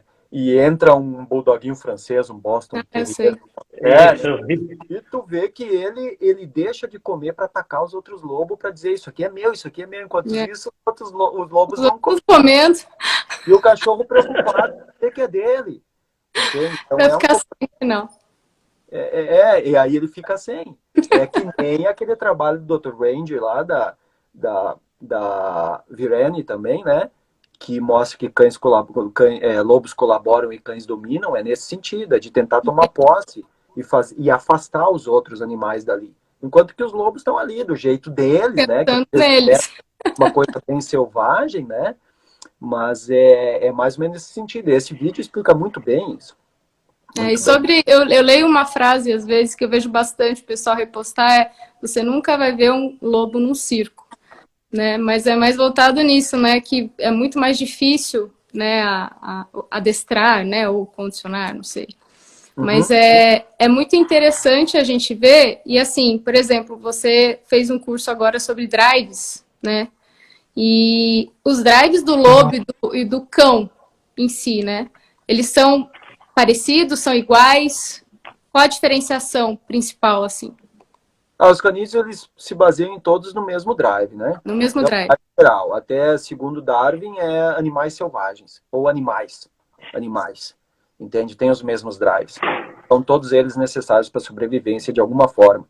Até o próprio drive de defesa é necessário para sobreviver, porque o animal é bom ter medo às vezes, né? Quando tu considera ali potencial de guarda de recursos, também tem drives atuando aí, né? E o que se diz principalmente em canídeos selvagens, equilibrados, né? E em cães também equilibrados, é que eles consigam, através de sinalizações de agressividade, consigam conversar e, sem nem chegar muito perto um do outro, saber qual é o animal mais forte e qual vai comer. Tá? Isso é algo que existe entre eles. Muitas vezes a gente consegue observar de forma muito clara isso, né? Mas, levando em consideração animais, cães desequilibrados e tudo mais, tu não vê isso. Tu vê o fator torpedo, né? Quem chega antes e quem chega mais forte. Então, não existe propriamente dito essa conversa toda de sinalizações de agressividade para que os animais consigam ter uma definição de quem vai comer aquele pedaço de alimento ou quem vai esperar a sua vez. Tá? Então, a estrutura, a linguagem dos animais selvagens, ela é, que nem eu falei para lobos, né, algo muito mais eficaz. Mas a gente tem muito em cães, tá? Principalmente cães que convivem com outros cães, cães equilibrados, entende? Aí você vê bastante, realmente. Tem uma pergunta muito interessante aqui do senhor e senhora Pet, dizendo se o senhor acredita que os canídeos têm senso de justiça, igual já foi descoberto em primatas. Não. Existe uma que é chamada uma memória hormonal, no qual eles conseguem definir alguns critérios entre eles, sim, tá? Mas não nesse aspecto mais evoluído como primatas, não. Tá? Por exemplo, assim, dois animais que lutam por um alimento, um perde, ele tem uma memória hormonal daquilo. Às vezes ele consegue evitar uma outra briga por causa dessa memória hormonal, mas não nesse sentido de que justiça é algo muito elaborado para eles. Muito elaborado. Perfeito. Fala, Fê. Não, então, no livro o doutor fala da pena, né? Eu queria que você desenvolvesse um pouco para as pessoas terem um pouco de noção sobre... tem uma parte do livro que eu achei muito interessante, a sabotadora. Então, assim, às vezes a gente tem muitos donos de cães aqui e a questão da humanização, né? E o quanto isso influencia hoje nos problemas de comportamento que a gente vem pegando bastante, né? Em relação até a tal da possessividade, né? Ou dominância, ou coisa o quê. Então, assim, eu queria que você desenvolvesse um pouco pra gente o que seria a pena no mundo canino. No mundo canino ou no nosso? Nos dois, pra gente diferenciar, né? Na verdade, no livro, né, você deixa claro como que o cachorro visualiza isso, né? E a gente, eu falo para as pessoas, falo assim, manda ele sentar para fazer qualquer coisa, a dona, coitadinho, né? E o coitadinho não sei de onde vem, mas o quanto isso é prejudicial, né? Para um cão hoje em dia. Sim, não que eles tenham pena, né? Isso. Nós a consequência da nossa pena. Na verdade, a consequência da nossa... Eles não sabem o que é pena, na verdade, né? Exato. exato, não tem como ter essa sinapses, né, essa parte mais elaborada aí. Mas assim, eles conseguem facilmente ler uma expressão corporal que a gente tenha nesse momento. Tá? E eles estão evoluindo aí há 15 mil anos nos lendo, enquanto a gente está fazendo qualquer outra coisa, menos ler eles. Né? Então, no momento no qual tu expressa a pena, eles conseguem pegar isso. Tá? Ainda mais se eles recebem algum tipo de reforço positivo sobre isso, deu. Entende? Então, tu demonstra uma certa fraqueza no momento que tu sente pena e muitas vezes tu hesita. Né? E tu hesitar diante de um cachorro, ele faz o que ele queria fazer. Né? Que nem se tu pensar num goleiro defendendo um pênalti, né? Ele tem que ser muito firme na questão de ir para cima da bola. Tá? Agora, se ele vai devagar e tal, a bola vai passar por ele. Algo muito parecido acontece com cães, como, por exemplo, tu bloqueia um animal de passar pela porta. Vamos supor que o animal vem numa velocidade muito forte, ele vai atravessar a rua e é uma avenida movimentada. Tu tem que ir muito firme para cima dele e ele vai parar muitas vezes pela tua atitude, sem nem tu encostar nele ou qualquer coisa. Ele vai olhar para ti, uau, ele leu aquela atitude. Agora, se tu hesitou nesse momento, ele te dribla e passa, e ele vai para aquela avenida e tu vai perder o cachorro naquela avenida ali. Porque tu teve pena, talvez, ou tu hesitou. Né? São coisas que acabam sendo lidas mais ou menos da mesma maneira. Tá? Tá, é que eu já tive... Para um treinamento, tu tem que, no mínimo, o primeiro passo é visualizar o que tu quer. Ter consciência que tu quer aquilo. Se tu quer mandar sentar, como tu falou, tu não pode ter pena de mandar sentar. Em primeiro lugar, o cliente, tu tem que pensar no cliente que ele não faz isso de propósito, ele não sente pena de propósito. Ele tem muitas vezes uma afinidade com aquele animal, não se sabe por que ele tem aquele animal, né? Ele pode ter um histórico ali de problema depressivo, não sei por que a pessoa tem aquele animal, mas ela tem. Então, o nosso papel é chegar lá e ajudar ela. Então, fulano, por que tu sente pena? Então, por A e mais B, é melhor para o cão que ele sente do que ele faça tal outra coisa. Então, tu vai com essa parte, novamente, do psicológico da pessoa. Tu trabalha o psicológico da pessoa, porque ela pode ter um problema psicológico ali, entende? Alguma coisa, um trauma, alguma coisa que aconteceu. Ela não pode ver o cachorro sentar, entende? E muitas vezes a adaptação do cliente é vivenciar o que o cliente está passando. Muitas vezes tu vai olhar para ele e vai ver, essa pessoa ela vai ter pena de mandar o cachorro sentar a vida inteira. Então, por que eu não trabalho um pouco mais, dou uma volta aqui e faço acontecer com o cachorro deitando, ou o cachorro dando a pata, entende? Então, eu mudo isso para adaptar ao meu cliente. É importante que a gente pense no cliente, entende? E o bom profissional, ele vai ter um bom resultado, nem que ele tenha que mudar a estratégia dele, mudar a ferramenta dele, mudar o que ele pensa. A gente tem que pensar muito nisso.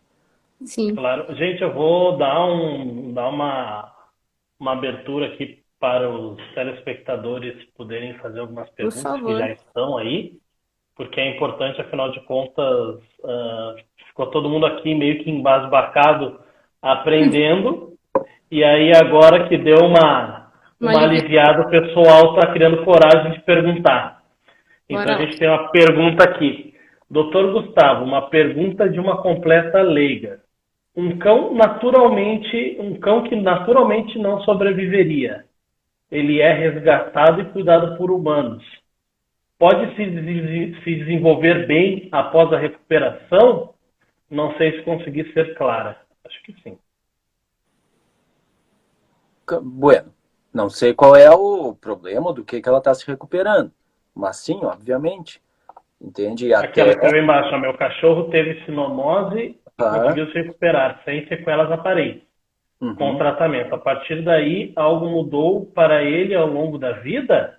Ou só para nós humanos tontos? Então, muitas vezes o humano ele não consegue esquecer a época que o animal ficou ruim.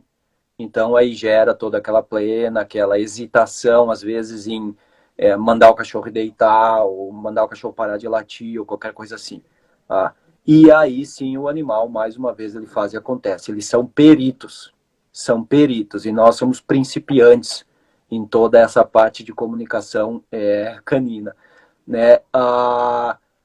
Mas quando tu mantém a dó, tu permite que o cão ele faça o que ele quer. Então tu não tem mais aquele, tu perde muitas vezes o teu gerenciamento, a tua gerência sobre o cão.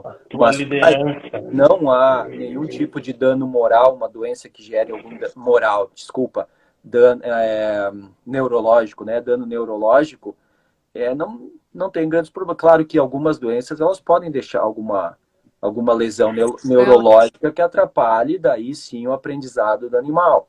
Aí são outros 500, entende? Mas se o animal ficou saudável, como eu acho que ela expõe ali na pergunta dela, é vida que segue, esquece o problema que ele teve. Por isso que quando tu adota um cachorro da rua aí, que tu sabe do histórico do cachorro, muitas vezes tu mantém o animal naquele histórico, o cachorro fica completo descontrolado porque ele foi atropelado há 10 anos atrás. É isso. Mas assim, eu acho que assim, deve ter alguns treinadores, né, adestradores aqui. Quem já não pegou cachorro para adestrar, e a justificativa do dono era: é que ele veio tão doentinho, então ele já foi para cama, ele já não foi. E assim, tá terrível o cachorro. Então, assim, eu tive uma cachorra que sobreviveu da sinomose, teve sequelas, né? Ela tinha os espasmos musculares, ela às vezes tinha. Mas, gente, ela morreu velhinha. Elas praticamente, o importante era o resultado final. Todos os cachorros iam latir para quando chegava alguém, proteção do território. Ela era a última, mas ela ia. E tudo bem. Para ela tá tudo bem. A gente ficava, coitadinha da Tula, é a última a chegar. Mas ela nem tava aí para isso. Então, assim, era muito de estímulo, né? Assim, às vezes fica a sequela física também, né? Do animal mental, tremeu, qualquer coisa assim, pode ser mal interpretado pelos Mas eu acho que a física pro cão, normalmente, assim, ele não fica pensando nisso. É muito mais, né, mais natural, ele é muito adaptativo. Não, ele aprende a viver com aquilo. Com aquilo. A gente não. Talvez o restante dos animais tu tenha que ensinar ele a conviver com o problema, com a sequela do outro. Aí vai o teu gerenciamento, que tu também pode chamar de liderança, né? Entendi. Tu gerenciar aquele problema. Tá? Sim. Perfeito. O Dog Walker Bauru perguntou aqui: Doutor Gustavo, definitivamente em um passeio, os cães seguem seu líder pela energia que seu dono lhe propõe ou pela sua capacidade de liderar? Ele escreveu ou pela capacidade e falou assim, e pela capacidade de liderar? Entenderam? Mais ou menos. Repete. Doutor Gustavo, definitivamente em um passeio, os cães seguem seu líder pela energia que seu dono lhe propõe e pela capacidade de liderar? Não. Não? Não. Olha só, vai seguir pelo vínculo. Ah, sim. Pelo vínculo. Cria o vínculo, não confia na energia, em liderança, não confia em nada disso, porque se tu largar ele, vai sumir. Cria vínculo. Cria vínculo. Aí tu usa as técnicas de treinamento que tu, né, para chegar até o vínculo. Então tu começa, né, trabalha com guia curta, passa para guia longa, etc e tal. E aí tu vai ver realmente, que nem quando eu caminho com o Argus, se eu soltar a guia e ir para outro lugar, ele vai arrastando a guia atrás de mim, ele vai chegar até mim. Então existe um vínculo, entende? E a energia que a gente muitas vezes, o que é a energia, né? Não é a áurea, né? O que é a energia? É como eu estou me sentindo, entende? Então, por exemplo, se eu estiver irritado, chorando, feliz, qualquer tipo de energia, assim, qualquer sentimento que eu tenha, o Argus vai me seguir igual. Ele vai me seguir igual por causa do vínculo. O vínculo é mais forte do que como eu estou me sentindo naquele momento. E ele não sabe o que é um líder. Não existe no mundo dele a palavra líder, entende? Então ele vai me seguir pelo vínculo que eu criei. Agora, se eu usei uma energia irritada para criar vínculo, se eu usei uma energia alegre, isso tudo vai fazer diferença, entende? Mas no momento ali, não. Por exemplo, de forma animal, eles seguem a mãe, ali já quando, por exemplo, um lobo sai da toca com mais ou menos 5 semanas, ele sai seguindo a mãe. Mas agora ele quer comer, ele quer leite e tudo mais. Ele vai aprendendo através desse vínculo alimentar que foi gerado inicialmente. Tá? Depois, quando ele vai para lá, ele começa para fora da toca, né? Ele começa a perceber que a coisa mais segura a ser feito é seguir a mãe. Mais tarde começa a seguir adultos em geral, até que ele começa a ter uma certa independência para se afastar e voltar, entende? Mas ali o vínculo já foi criado. Já foi criado. Tá? Se criou desde pequeno. A gente pode criar vínculo com o cão desde pequeno ou adulto. O Argus eu adotei, ele tinha uns 5 anos de idade. Aí eu criei todo esse vínculo com ele. Então, a palavra vínculo é a coisa que a gente pode fazer de mais importante pelos nossos cães. Não importa a ferramenta, não importa o método que a gente use. Aí eu tenho uma pergunta para te fazer. Por exemplo, chega um cão para mim aqui no Matilhar, tá? E eu, como sou um cara que sei manejar cachorro, eu consigo fazer uma correção na hora e na medida certa, e eu começo a fazer aquele cachorro na guia a não mais pender para o outro lado. Ele passa a me seguir com a guia relaxada. Só que eu sei que se eu soltar ele da guia, ele vai sair correndo. Ele foge. Porque ele ainda não tem esse vínculo. Porque é muito cedo. Sim. Mas a sensação de guia no pescoço parece que dá para o cachorro o controle necessário para que ele me siga sem hesitar e sem questionar. Isso seria, de certa forma, o início de um vínculo? Porque se um cachorro ele simplesmente te segue sem questionar e segue por onde tu vai, não seria isso o início de um vínculo? Parece que os cães, quando são corrigidos na intensidade certa, na maneira certa, eles passam a te seguir instintivamente.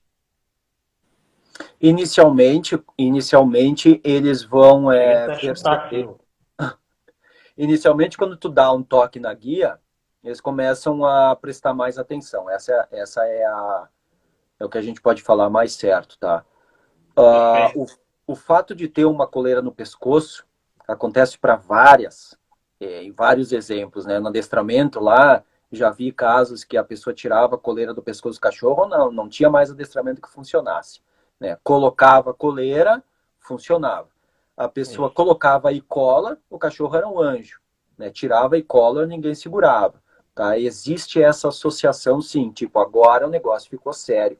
É mais ou menos como, se tu for pensar no sentei, ganhei petisco, coloquei a coleira, vou trabalhar de alguma maneira. Então é uma associação, não necessariamente a mesma tipo associativo, né? Mas é uma associação.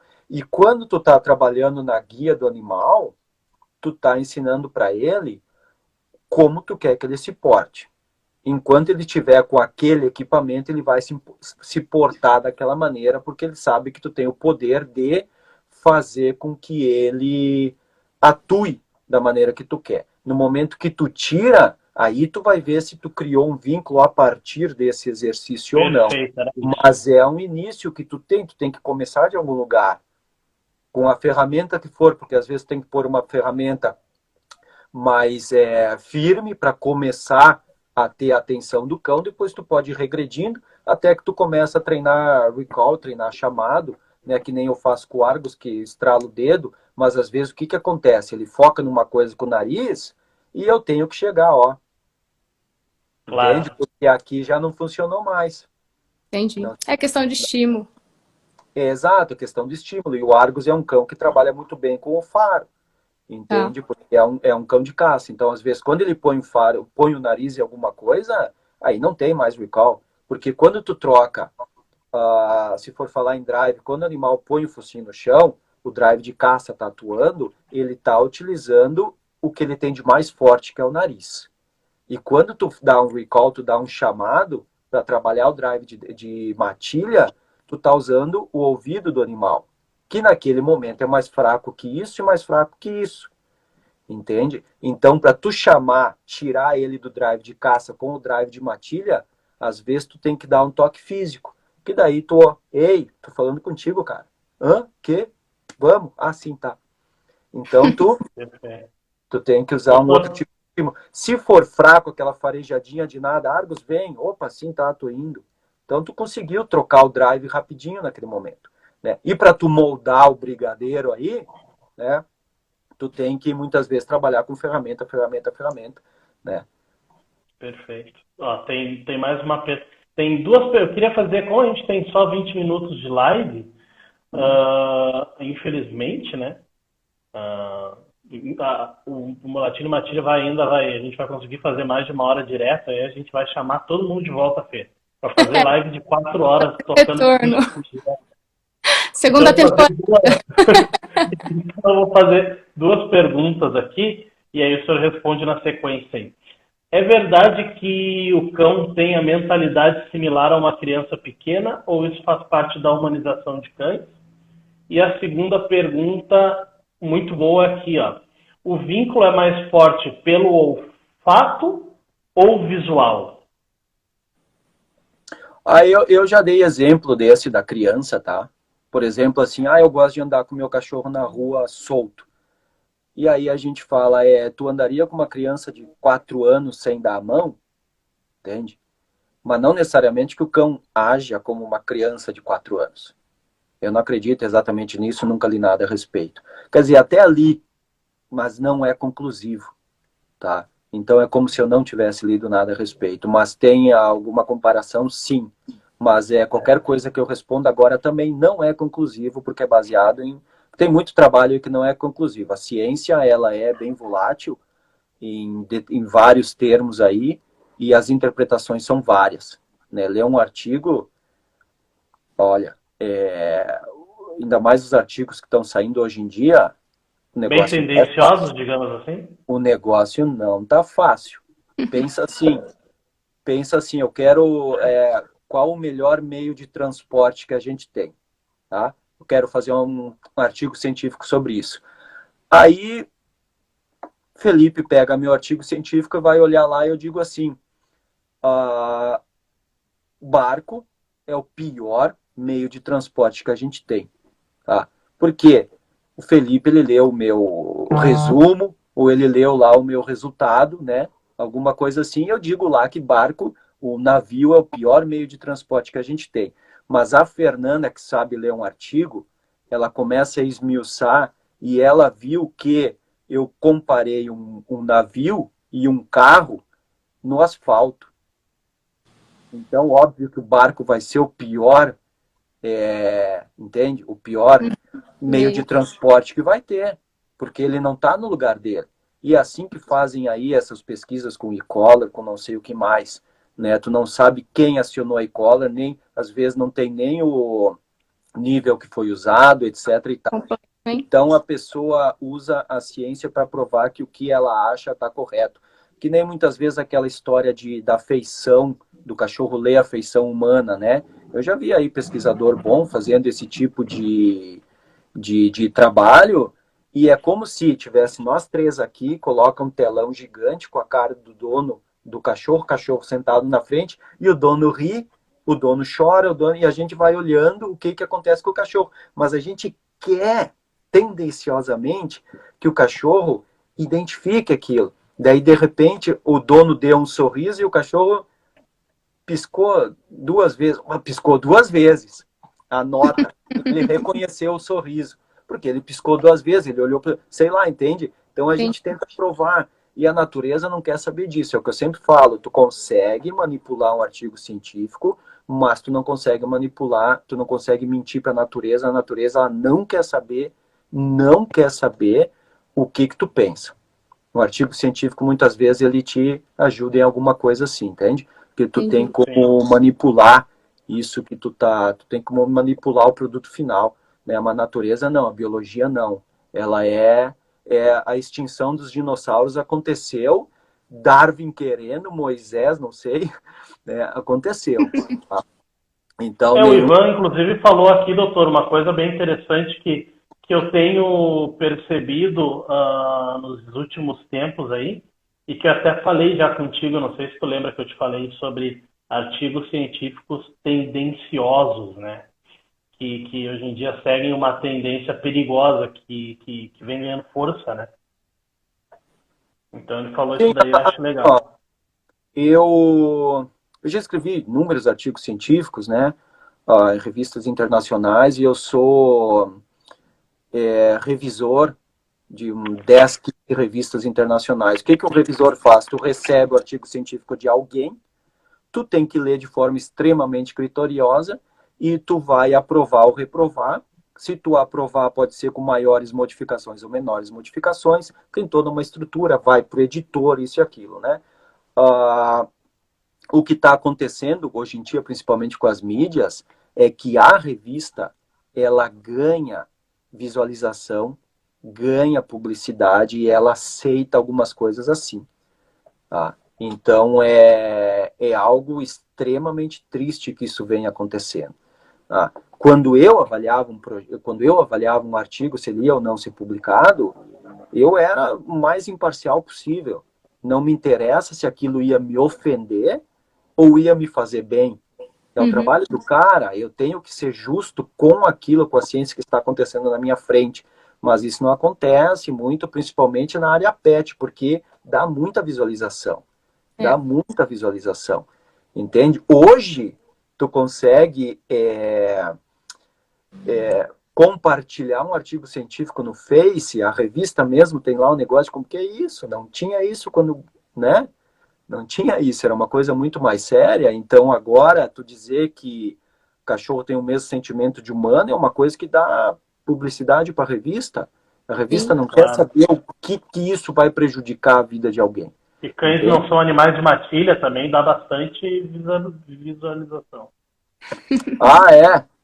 Exatamente. E a outra coisa que acontece muito, quando leio um artigo, eles falam em PEC, né? Que seria o coletivo para qualquer tipo de animal ali no inglês, e eles não querem saber de falar sobre esse assunto, eles simplesmente passam batido, como eu falei sobre os outros termos. Tá? E da própria língua portuguesa, matilha é o substantivo coletivo de cães. Né? Até o Edu deu uma pesquisada maior sobre isso, lá do Educar Meu Dog, e viu que era principalmente para cães de caça. Né? Mas a gente aprende, sei lá, na 5ª série, que o coletivo é esse. Entende? Eu, na minha palestra sobre agressividade ecológica e escalada, eu defino muito bem como acontece o critério de hierarquia dentro dos cães. Então, quando que eu considero matilha ou eu não considero pessoalmente matilha baseada nesses fatos? Né? Que a gente pode ter, sim, um grupo de cães e a gente pode ter uma matilha. E sendo que esse grupo de cães, mesmo não sendo uma matilha, por A e mais B, ela pode ser harmoniosa, sim, sem problema nenhum. Então, não é feio eu ter um grupo de cães. Eu tenho 10 cães. Dentro desses 10 cães, eu tenho um grupo de 4 cães, uma matilha de não sei quanto e outra matilha de não sei quanto. Pode ser isso. Posso ter. Tá? Baseado naqueles sinais que os cães dão de agressividade e afiliação, que é uma parte mais que forma a hierarquia aí, tá? Tinha aquela outra pergunta sobre faro, vínculo por faro, né? Ou visual. O que formava mais vínculo, né? Se era por faro ou não. Eu não consigo interpretar a pergunta porque o faro, ele é uma característica que permite que o cão chegue até o vínculo dele, por exemplo, mas não que vai criar um vínculo, não tem um cheiro especial para ele criar um vínculo com isso, né? Mas ele vai me encontrar a partir do faro, isso sim. Não sei se eu entendi a pergunta, tá? Claro, não, deu para entender perfeitamente. O negócio é o seguinte, ó, tem uma notícia triste para dar para você. Acabando, Quanto tempo? 10 minutos para acabar, Fê. Nossa, já, gente? Quer fazer as considerações finais? Doutor Gustavo quer fazer as considerações finais e eu falo por último. Eu só vou falar uma coisinha aqui, né? A gente está falando sobre o que visualiza. Nós temos agora exatamente 40 e poucas pessoas ao vivo. Aqui foi uma aula, né? Eu queria agradecer muito o doutor Gustavo ter aceitado o nosso convite. Esclarece muitas coisas, né? Para mim, isso aqui devia ter muita visualização. Isso sim devia viralizar, né? O que a gente vê viralizar, infelizmente, ainda não é isso, né? Eu já repostei várias postagens aí, eu falando, gente, esse cachorro tá em sofrimento, enquanto vocês estão rindo. Então, assim, eu ainda torço pra gente viralizar com...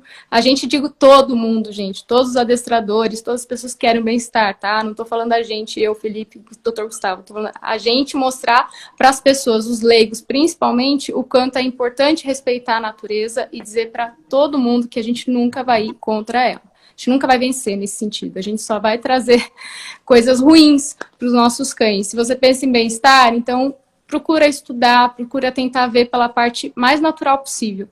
E eu queria deixar um carinho grande aqui, porque, doutor, obrigada por tudo, obrigada por ter aceitado, viu? Uma honra receber você aqui hoje. Minha vez? Pode falar. Então, a honra maior é minha, tá? A honra maior é minha de ter sido convidado aqui pelo canal de vocês, que é muito legal, fazem umas... estão com uma ideia espetacular, né, de sempre convidar alguém, falar sobre temas distintos, tá? Uma honra enorme passar, 2 horas a gente passou aqui, alguma coisa parecida com isso, né? 2 horas. Estar aqui com vocês, espero também que vocês entrem para minha lista de pessoas que eu conheço pessoalmente, tá? Uma hora a gente se encontre e falar sobre o assunto, por mais polêmico que seja, falar de uma forma leve, simples, né? Existe sim uma preocupação em definir termos para que nós somos humanos, né? A gente tem que se entender de alguma forma e usar os termos certos é algo que a gente precisa fazer, tá? Agora, a gente tem que pensar também numa questão prática, livre de termos, a gente tem que fazer o bem pelos cães, bem pelas famílias. Eu vejo muitos profissionais aí que às vezes eles defendem mais o próprio ego do que pensam no cliente, entende? Vejo até alguns de forma meio grosseira se referir ao cliente, e não é bem assim. O cliente tem que estar em primeiro lugar, a harmonia no lar do cliente tem que estar em primeiro lugar, porque assim a gente vai estar fazendo o que a gente gosta de fazer, que é levar equilíbrio, levar harmonia para o cão, para a família, e a gente tem que se entender também como profissionais, né? A gente tem que se entender porque tem muita ofensa no ar, né? Tá se criando algo hoje aí que as pessoas pensam um pouco cada um em si, porque o meu trabalho é melhor, porque eu consigo fazer isso, porque não tem cão que eu não reabilito. Isso é outra besteira, entende? Porque se eu já reabilitei no workshop agora ali de drives, eu fiz isso rápido para o Edu calcular. O Edu é muito bom em matemática, e eu disse, Edu, eu trabalhei com 1.000 cães, eu reabilitei 1.000 cães, quanto por cento no Brasil eu reabilitei sobre 77 milhões? Nada! Então pode ser que o 1.001 acabe comigo, acabe com todas as minhas técnicas, com minha ferramenta, acabe com tudo, entende? Então a gente tem que cuidar muito com isso, já que estamos falando de termo, cuidar com essas frases prontas também, né? De que não tem cão que... Todo cão merece chance, mas não necessariamente todo cão é reabilitável. Eles podem ser, sim, gerenciável, né? Eu posso gerenciar um cão que tem medo no talo, agressivo no talo, que eu não consigo reabilitar, mas eu consigo gerenciar. Eu proporcionei uma vida melhor para o cão, tá tudo certo, né? Então, cuidar com termos, cuidar com frases prontas, né? Que fica muito bonito de ser dito, mas elas não são, né? Tipo, me jogue aos lobos que eu volto liderando a alcateia, né? Quero ver. Não fala isso, eu adoro essa frase. Mas ela é motivacional, é ou não é? Uma música no fundo ainda? Nossa Senhora. Ela Eu sei isso no meu perfil, doutor, não faz isso comigo. Mas é motivacional. Não é que eu vou lá dar de gostoso. Então, ela tem todo esse critério motivacional. Mas e na questão prática é bem diferente. É bem diferente. Então tem que cuidar muito com essas frases aí também. Eu já usei essa frase também, viu? Trabalha com cachorro, difícil não usar, né? Porque é uma frase que te joga pra cima, convenhamos. Claro. Eu leio uma frase dessa quando eu vou pegar um cachorro problemático. Mas eu te diria, eu não tentaria isso na prática. Eu também não. É complicado. Pode ser que dê certo, né? Porque não, sempre tem isso. Não faz isso porque nunca funciona. Em um momento funciona e aí? Funcionou. Funcionou. Então aí... Doutor Gustavo, eu também te agradeço demais. É muito bacana ver um cara do teu calibre ser uma pessoa assim, uma pessoa acessível e que fala de forma simples para a Dona Maria, para o seu João, para o seu José. Todos entendem isso, acho que é o mais importante. Então, muito obrigado por disseminar o teu conhecimento aqui com a gente. Essa live, gente, pessoal que está nos assistindo, vai ficar gravada aqui com todo orgulho. Então, se vocês têm aquele amigo, aquela amiga, aquele vizinho, parente que está precisando escutar isso, por favor, indica essa live, indica esse perfil para ele, compartilha isso para ele, porque isso daqui é como a Fê falou, o que tinha que viralizar é isso aqui. Então, o Latino em Matilha, ele veio para isso, eu nunca me canso de dizer isso, ele veio para dar voz aos cães através de grandes profissionais. O Dr. Gustavo, com certeza, é um desse, tá? Dia 22 já está confirmada, nós teremos a Raquel, da Educação Canina, aqui com a gente, tá? Então, é só tiro de 12 a queima-roupa aqui no Latino e Matilha, tá? Dr. Gustavo, agora a Raquel. Então, doutor, muito obrigado. Eu e a Fê, a gente estava planejando para ir para o teu workshop, teu curso em setembro. Eu queria muito. Vou ter que jogar essa responsa nas costas da Fê, que infelizmente é aniversário de uma das filhas e não vai dar para ir, mas a gente já combinou de ir. Próximo. E a gente vai levar uma camisa do Latino em Matilha para presenteá-lo. Tá bom? Adoro. Nada. Adoro camiseta. Tá bom? Tá, gente, muito obrigado mais uma vez. Se eu pude contribuir em alguma coisa com o canal de vocês. Pelo amor de Deus, né? Tá? E qualquer coisa que precisarem, sabem, como vocês falaram, acessibilidade é meu nome. Perfeito. Que bom. Prazer em te conhecer oficialmente aqui. Primeira vez que a gente está falando muito. O próximo objetivo é pessoalmente, realmente. É o próximo. E, gente, é o que a gente fala. Mais tolerância, tá, gente? Melhor. Vamos se juntar todo mundo, que a gente fica cada vez mais forte. Vamos formar uma grande matilha aí. E os cães ganham muito. Tchau, gente. O Latino em Matilha volta semana que vem com uma live que não será gravada, mas vai ser uma live para os seguidores, para que vocês participem. E dia 22, sem ser a próxima semana, a outra é a live oficial com a Raquel. A gente espera vocês aqui também. Doutor, aquele abraço, boa noite. Boa noite. Tchau, gente. Até mais. Tchau, tchau.